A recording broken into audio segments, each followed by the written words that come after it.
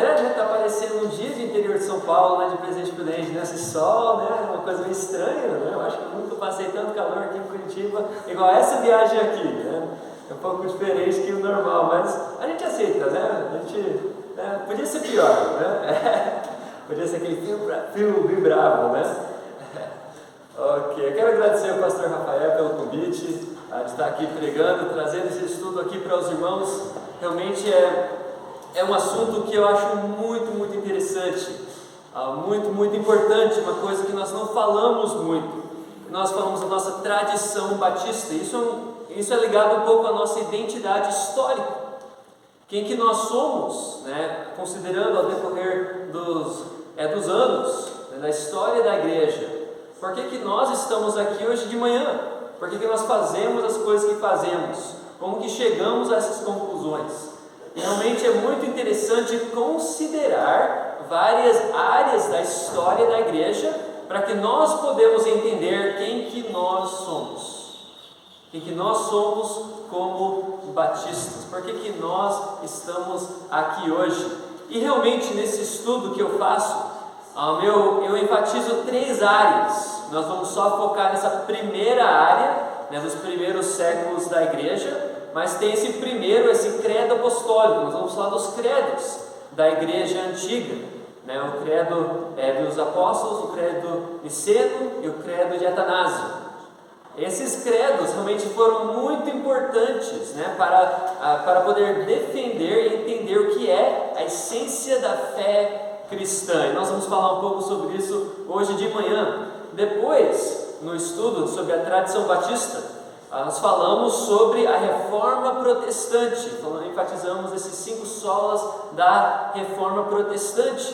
É interessante ver como os batistas se relacionaram com a reforma protestante, e realmente tendo esses protestos contra os acréscimos da igreja romana. E nós vamos falar um pouco sobre isso também hoje de manhã, né? E por fim, né, nesse estudo nós falamos dos distintivos batistas, né? Mas nós não podemos falar tudo isso hoje, né? Hoje eu vou focar mais nesse começo, né, nesses fundamentos da fé cristã. Nós vamos focar no credo apostólico.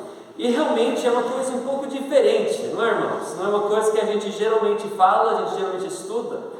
Mas é muito interessante que os primeiros batistas, realmente quando eles escreveram a defesa da sua fé, eles colocaram esses credos dentro dessas confissões que eles faziam.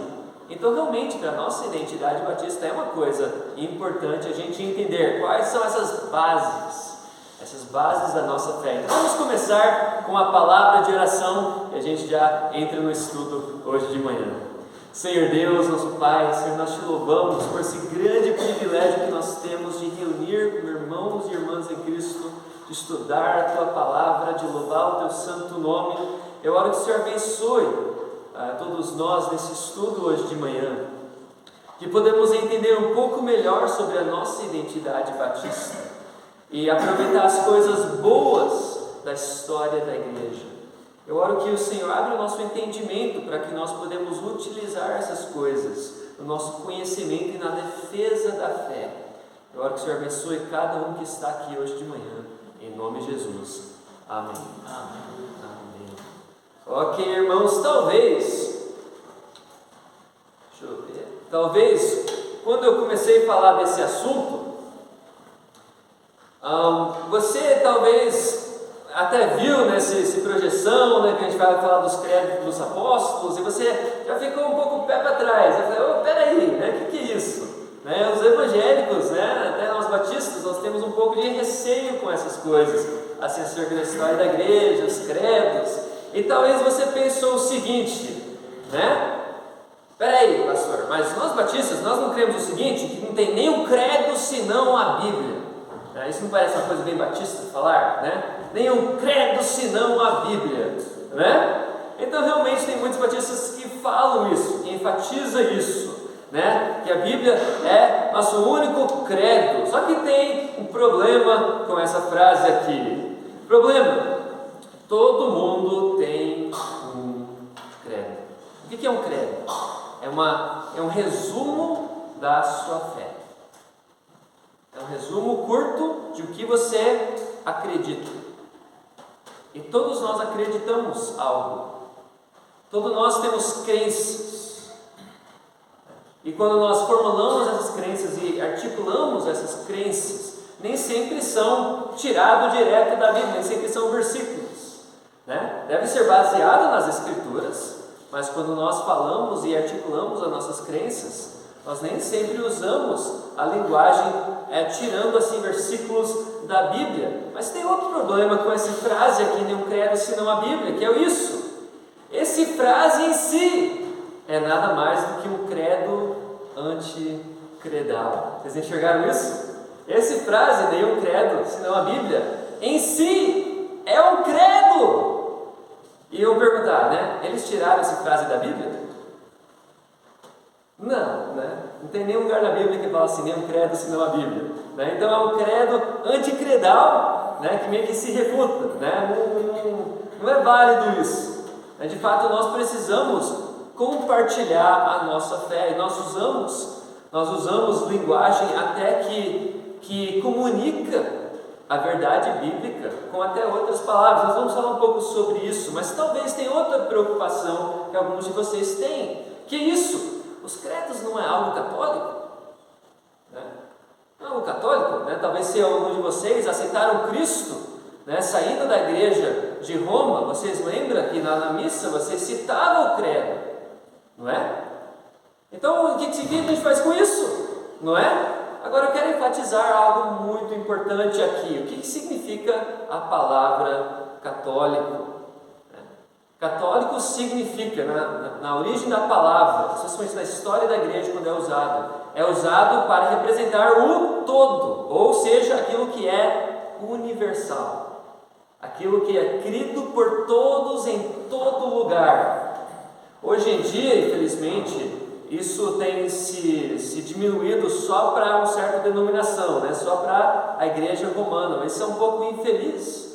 A palavra católica, de fato, é uma palavra boa, significa aquilo que é universal, aquilo que é crido por todos os crentes, e era assim que era usado na antiguidade. Então vem a pergunta, né? É uma coisa exclusivamente católico-romano? E a resposta é não. Não. A gente vê até nas nossa história batista, né? Os batistas usaram esses credos para defender a fé. Então isso é muito importante, meus irmãos. Então vamos falar um pouco sobre a necessidade de credos. Eu quero que vocês abram comigo para a epístola de Judas, versículo 3. Judas, versículo 3, o livro antes de Apocalipse. Judas, só tem um capítulo, né? Versículo 3 e 4. E aqui nesse texto nós vamos identificar a necessidade de conhecer e defender a fé cristã. Olha só esse texto aqui. Amados, quando eu me empunhava para escrever-lhes a respeito da salvação que temos em comum, senti que era necessário corresponder-me com vocês, para exortá-los a lutar pela fé, que uma vez por todos foi entregue aos santos. Pois certos indivíduos, cuja sentença de condenação foi promulgada há muito tempo, se infiltraram no meio de vocês, sem serem notados. São pessoas ímpias, que transformam em libertinagem a graça do nosso Deus e negam o nosso único soberano e Senhor, Jesus Cristo. Aqui nesse texto nós encontramos dois motivos porque nós precisamos de credos, desses resumos da fé.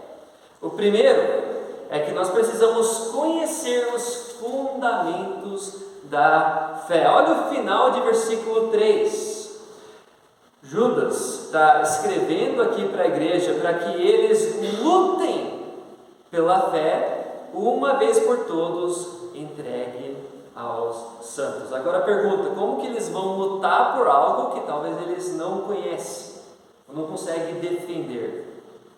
Então eles precisam ter esses resumos né? Esses ideias bem fixos na sua mente. O que nós estamos defendendo?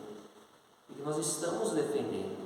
Por isso que é muito útil o credo, o resumo da fé. Aí, o próximo motivo é porque precisamos estar preparados para identificar e nos defender contra a falsa doutrina.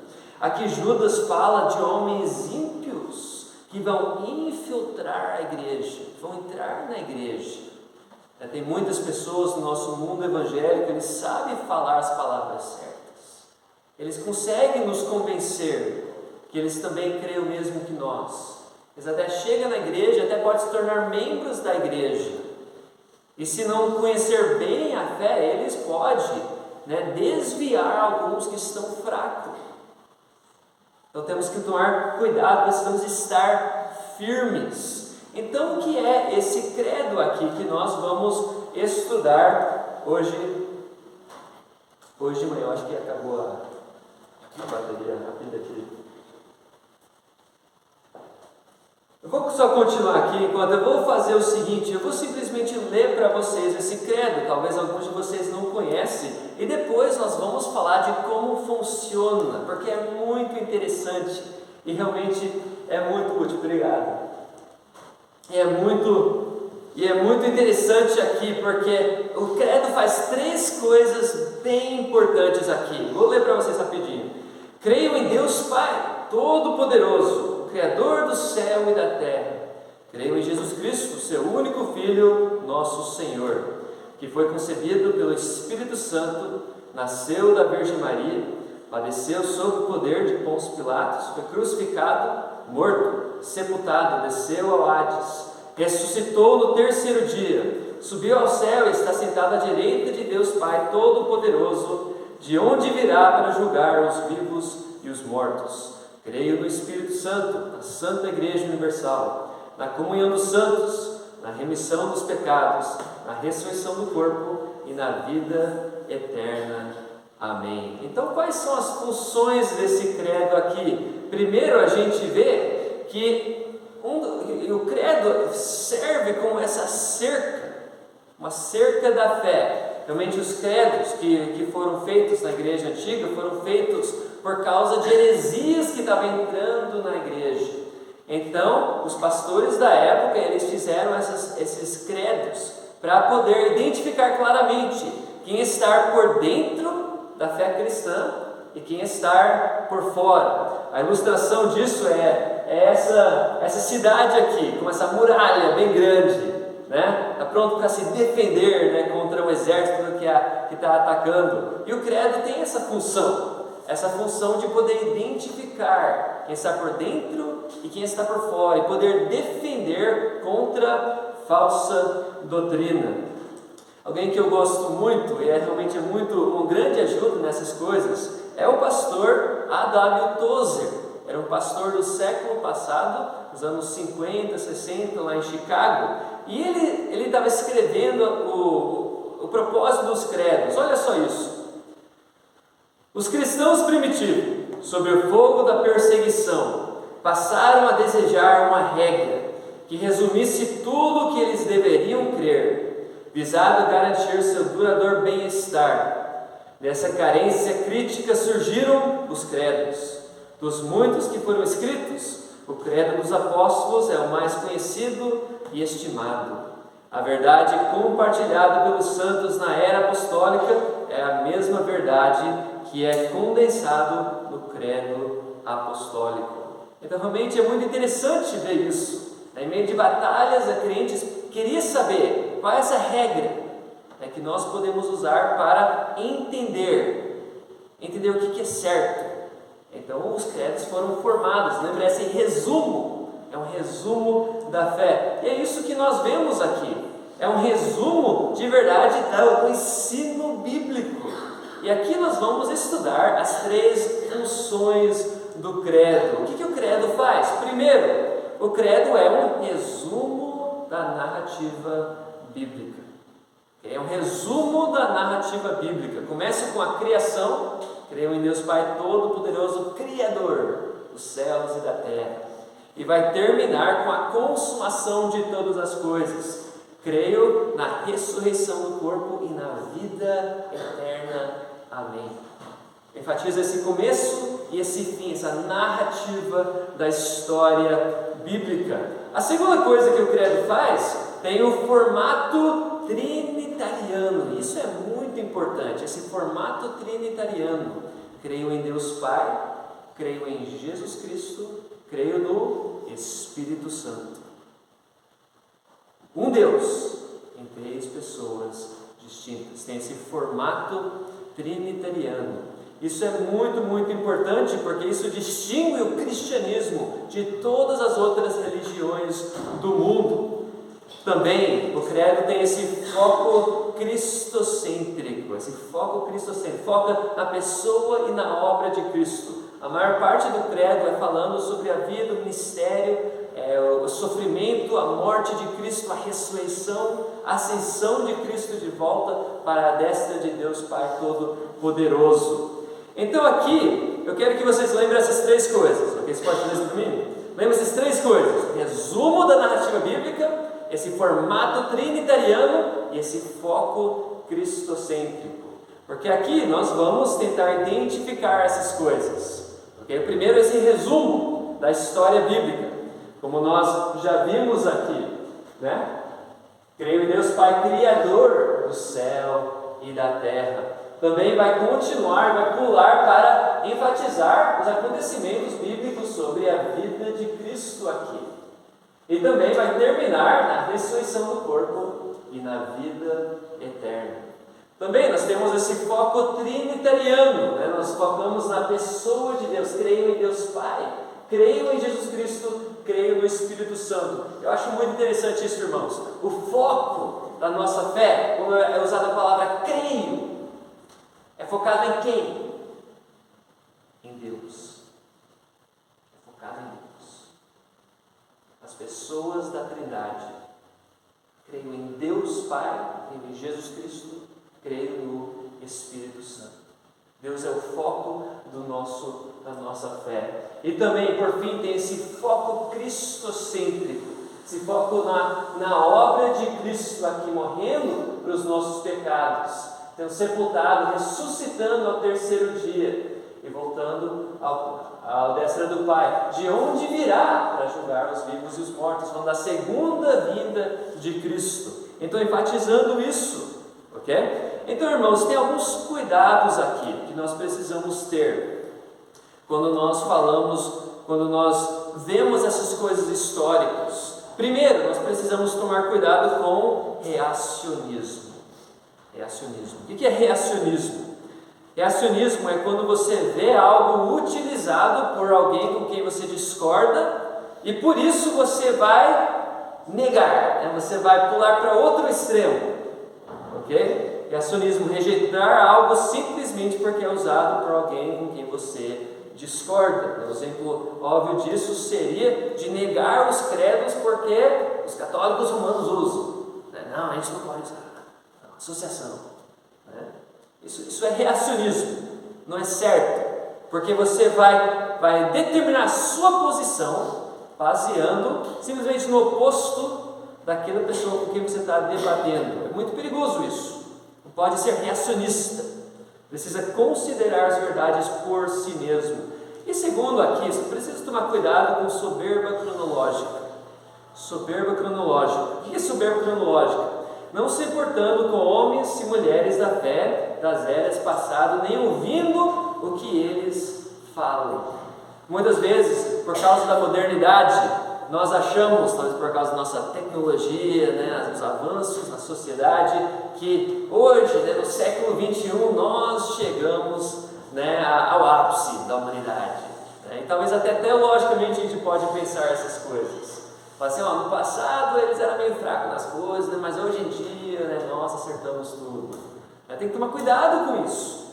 De fato, pessoas no passado, eles não eram melhores ou piores que a gente. Eles cometeram os mesmos erros, o mesmo tanto de erros como a gente, mas muitas vezes não eram os mesmos erros. Nós temos certas tendências hoje em dia, por causa de modernidade, que de fato pessoas do passado podem nos ajudar corrigir, pode nos ajudar a corrigir. Então vamos entrar um pouco no próximo assunto que eu vou falar hoje de manhã, que é essa ideia de tradição. Nós estamos falando da tradição batista. E como que a gente deve entender esse conceito de tradição?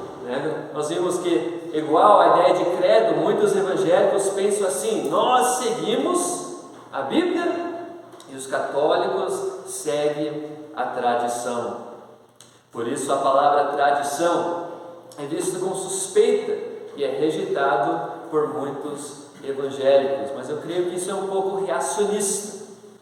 E a gente deve entender o que é a tradição da igreja. Eu acho isso muito, muito interessante, meus irmãos. O que é a tradição? Eu vou definir aqui para vocês. A tradição, ou a regra de fé, a regula fide, é aquilo que foi entregue por Cristo aos apóstolos e dos apóstolos à igreja. Abre as suas Bíblias comigo para 1 Coríntios. Primeira carta aos Coríntios, capítulo 15.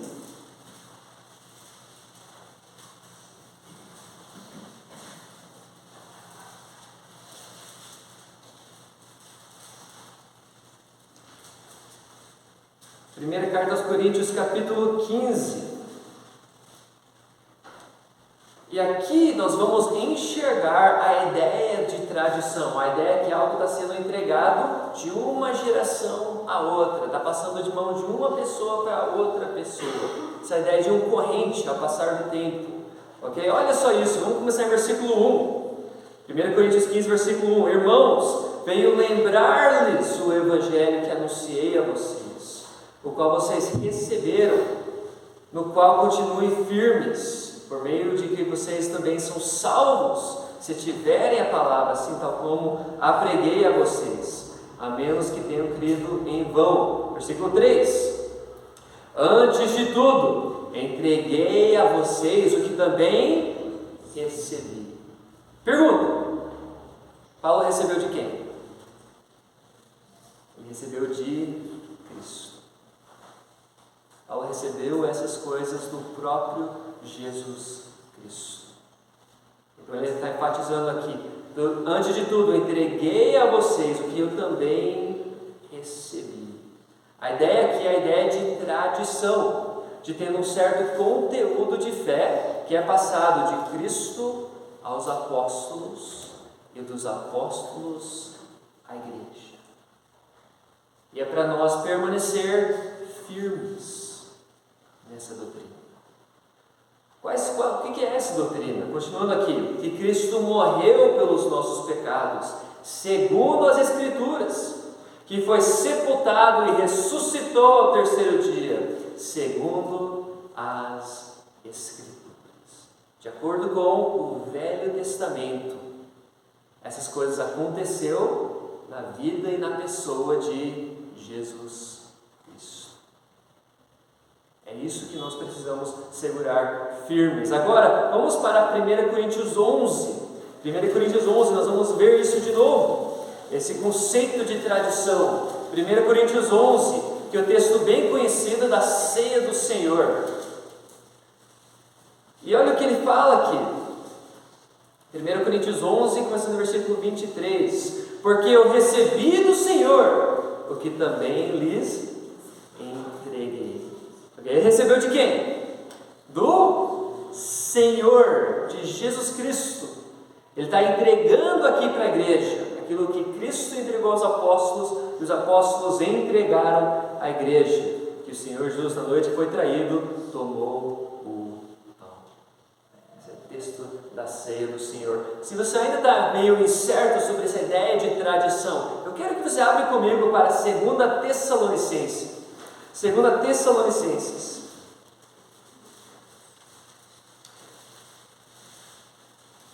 Segunda Tessalonicenses 2, versículo 15. 2 Tessalonicenses 2, versículo 15. Olha o que Paulo fala aqui, de forma bem explícita, um mandamento aqui para a igreja de Tessalônica. 2 2 Tessalonicenses 2,15 diz: assim, pois, irmãos, fiquem firmes e guardem as tradições que lhes foram ensinadas, seja por palavra, seja por carta nossa. Nós precisamos segurar firmes as tradições dos apóstolos. Essa palavra é uma palavra boa, uma palavra útil. E nós vamos estudar as Escrituras para entender o que foi entregue de Cristo aos apóstolos, dos apóstolos à igreja. E quando é enfatizado na história, nos primeiros séculos da igreja, quando é enfatizado essa tradição, o que eles enfatizam? Isso é muito interessante, porque vai ser uma coisa que a gente já viu. Eles vão enfatizar essas 3 coisas. Quais são? O resumo da narrativa bíblica, esse formato trinitariano e esse foco cristocêntrico. Ou seja, esse resumo da história bíblica e o que a Bíblia revela, e vai focado nesses 2 mistérios centrais de cristianismo. O primeiro, quem é Deus? A tradição vai explicar para nós quem é Deus. O segundo mistério, o que Deus fez na pessoa e na obra de Jesus Cristo. Esses 2 mistérios centrais de cristianismo. E a tradição vai enfatizar essas coisas que são bíblicos, que são aqui entregue realmente de Cristo aos apóstolos e dos apóstolos à igreja. E o credo tem essa função. Os credos funcionam como tipo de equilíbrio, mostrando o que é realmente central e importante e o que é de menos importância. Isso é muito importante, irmãos. Muitas vezes, por causa de controvérsias do dia, coisas que está acontecendo, nós perdemos o foco. Nós esquecemos o que é realmente central e importante. E essa tradição, esses credos, são coisas que realmente nos lembram o que é central para o cristianismo.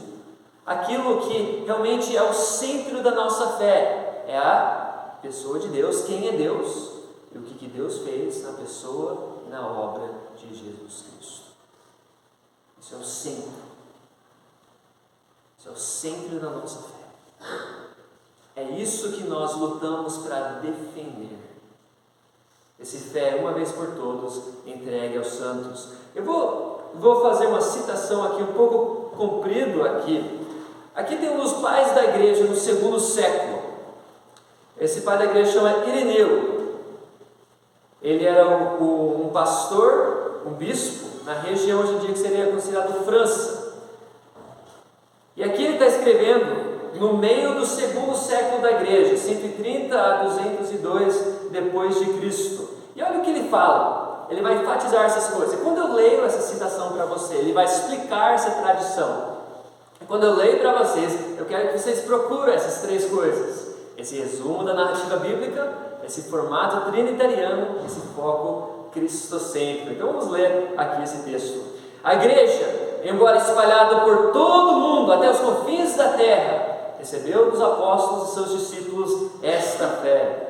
Ela crê em um Deus, o Pai Todo-Poderoso, Criador do céu e da terra, e o mar e tudo o que neles há, e em um Cristo Jesus, o Filho de Deus, que se encarnou para nossa salvação. Desculpa, nem coloquei isso para vocês. E no Espírito Santo, que proclamou pelos profetas as dispensações de Deus, e os adventos e o nascimento de uma virgem, e a paixão e a ressurreição dos mortos, e a ascensão ao céu na carne do amado Cristo Jesus, nosso Senhor, e sua futura manifestação do céu na glória do Pai, para reunir todas as coisas em uma, e para levantar novamente toda a carne de toda a raça humana, a fim de que Cristo Jesus, nosso Senhor, e Deus, e Salvador, e Rei, de acordo com a vontade do Pai invisível, todo o joelho se dobre, as coisas da terra, as coisas nos céus, as coisas na terra, as coisas debaixo da terra, e que toda língua confesse a Ele, e que Ele deve executar julgamento justo para todos. Então aqui é umas palavras um pouco diferentes do credo, mas você vê que o conteúdo é o mesmo. Ele fala desse resumo da narrativa bíblica, ele enfatiza as pessoas da Trindade, e também ele foca nesse obra e ministério de Jesus Cristo, tanto na primeira quanto na segunda vinda de Cristo. Aí olha o que ele fala aqui, continuando.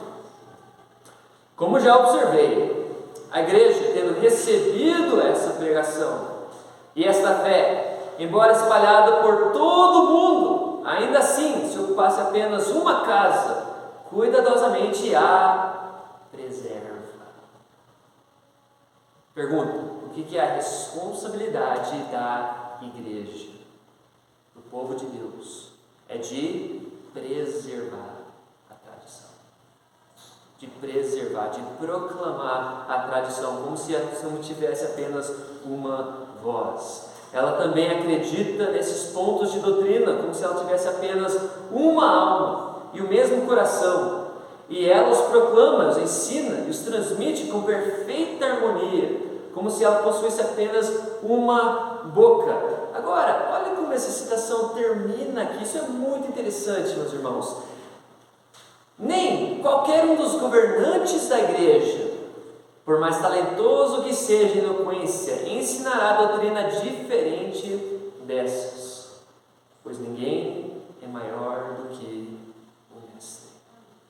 Ou seja, não importa quem você é, não importa que você é o pastor mais famoso, tem mais visualizações no YouTube, não importa se você é o bispo de Roma, não importa quem você é, você não pode alterar essa tradição.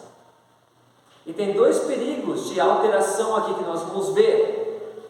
Como a fé é sempre uma e a mesma, nem aquele que pode falar muito sobre ela faz qualquer acréscimo a ela, nem aquele que pode dizer pouco a diminui. Aqui nós temos realmente dois perigos acerca da tradição. Aqui nós temos a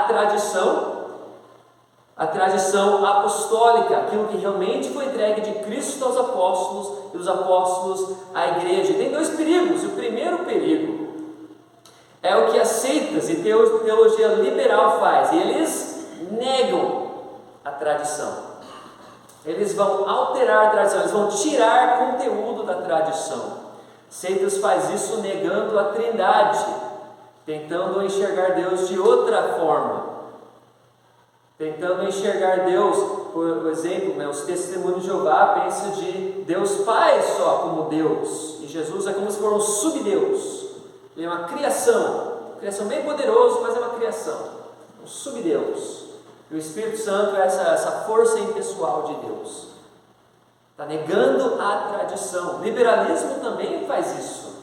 O liberalismo fala assim: olha, hoje em dia, por causa da modernidade, nós sabemos que pessoas não ressuscitam os mortos. Nós sabemos que pessoas não nascem de uma virgem. Então eles acabam tirando certo conteúdo, falando que esse conteúdo não é necessário para a fé cristã. A teologia liberal, eles tiram como se for o coração de cristianismo, só deixa a casca por fora. Mas também tem outro perigo aqui. Esse outro perigo é de adicionar a tradição. Tem o perigo de tirar da tradição, também tem o perigo de acrescentar a tradição. E o exemplo óbvio disso aqui é a igreja romana. Por que eu falo isso, a igreja romana? Na reforma protestante, os reformadores, eles nunca chamavam a igreja romana de a igreja católica. De fato, eles gostavam dessa palavra, a palavra católica. Eles não queriam ceder para Roma. E Roma realmente fere a catolicidade da igreja com esses acréscimos. Eles pegam esse conteúdo da fé, o credo que eles citam toda a missa, e eles também acrescentam outras coisas que você tem que engolir se você vai ser um católico romano. O exemplo óbvio disso é Papa Pio, o 12º, em 1950. Ele fez essa proclamação papal sobre a assunção corporal de Maria, Maria, ela não experimentou a corrupção do corpo, né? Então ela foi direto para o céu. E olha o que ele diz: portanto, se alguém, o que Deus não permite, ousar voluntariamente negar ou pôr em dúvida o que definimos, que ele saiba que ele tem afastado completamente da fé divina e católica. Ou seja, ele acrescentou a fé cristã, algo que ninguém acreditava nos primeiros, não sei, os 700 séculos da igreja. Ninguém acreditava isso. Mas agora você tem que engolir. E senão você abandonou completamente o cristianismo. O que é isso? É um acréscimo. Você tem que engolir isso.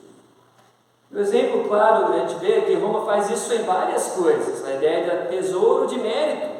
Esse tesouro de mérito que os santos têm arrecadado ao passar do tempo de sua vida com suas boas obras extras, que a igreja pode dispensar através de indulgências. Também tem as doutrinas marianas, como já falamos, sobre a assunção corporal de Maria. As doutrinas papais, a infabilidade do Papa, é uma coisa bem recente, na verdade. Ninguém acreditava nessas coisas nos primeiros 1200 anos da igreja. A ideia dos 7 sacramentos, todas essas coisas não se encontram nas Escrituras, nem na tradição ensinada pelos pais da igreja. Mas agora, nós precisamos refletir um pouco sobre nós, a nossa casa, o mundo batista. Porque a realidade é que nós, no mundo batista, nós também temos certas tendências de acrescentar a fé cristã. Acrescentar essa tradição que foi entregue de Cristo aos apóstolos, dos apóstolos à igreja.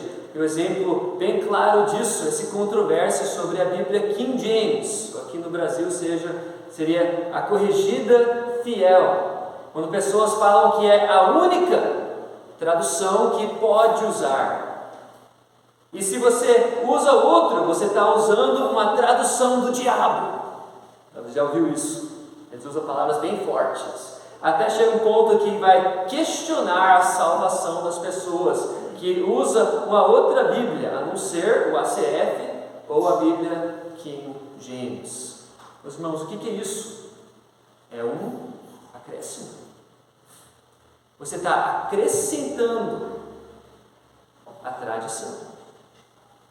Outro exemplo disso é a ideia do rastro de sangue, que para você ser um crente de verdade, você tem que ser batizado por alguém que é batizado, por alguém que é batizado por João Batista, no começo. E para ser uma igreja verdadeira, você tem que seguir nessa linhagem. Agora pergunta, onde se encontra isso na Bíblia? Igual a coisa dos King James. Onde se encontra isso na Bíblia? A Bíblia falando assim, tem que usar a Bíblia King James. Tem que usar a corrigida, fiel. Onde que fala isso? A ironia disso é que muitos desses batistas que falam isso, é eles mesmos que falam. Nós não temos nem o credo senão a Bíblia. Aí depois eles falam essas coisas. Gente, o que é isso? É um acréscimo. E todas essas coisas não se encontram nem nas Escrituras, nem na tradição ensinada pelos pais das igrejas. Ou seja, é o mesmo erro de Roma. É o mesmo erro. Você está acrescentando a fé cristã. Talvez alguns de vocês precisem reconsiderar o que você acredita sobre isso. Você tem caído nesses acréscimos batistas. Isso não é o que Cristo entregou aos apóstolos e os apóstolos entregaram à igreja. Nós precisamos manter firmes, focados nessa tradição. A tradição dos apóstolos. Estudar, lutar para entender o que realmente vem de Cristo aos apóstolos e dos apóstolos à igreja. Para concluir aqui, vamos fazer o que diz o apóstolo Paulo em 2 Tessalonicenses 2. Assim, pois, irmãos, permanecei firmes e guardai as tradições que vos foram ensinadas, seja por palavra, seja por epístola nosso. Espero que essa igreja aqui leve a sério esse desafio de batalhar por essas crenças centrais da fé cristã. Que você não abre mão dessas crenças e que você não acrescenta certas coisas a esse conteúdo, que você se mantenha firme nessas doutrinas. Nós devemos guardar as tradições que Cristo entregou aos apóstolos e que os apóstolos entregaram à igreja. Devemos tomar cuidado para não acrescentar ou tirar algo dessa tradição. Isso é um desafio para todos nós, para que essa igreja possa se manter firme na fé, uma vez por todos, entregue aos santos. Nós podemos entregar essa fé para a próxima geração, que podemos continuar essa obra de tradição, de passar de uma geração para outra, e também que podemos defender contra falsa doutrina. Vamos terminar com a palavra de oração. Senhor Deus, nosso Pai, Senhor, nós te louvamos que nosso Senhor Jesus Cristo deixou para nós, para a sua igreja, essas doutrinas, essas verdades centrais de cristianismo. Que através da revelação de Cristo nós podemos entender melhor quem é o nosso Deus e o que nosso Deus fez na pessoa e obra de Jesus Cristo. Eu oro por essa igreja, eu oro por esses irmãos aqui reunidos, eu oro que o Senhor abençoe eles, que eles podem ficar firmes nessas doutrinas, que eles podem estar firmes quando vem ondas de falsa doutrina, que eles também tomem cuidado para não acrescentar a tradição. Eu oro que o Senhor abençoe cada um aqui, em nome de Jesus. Amém.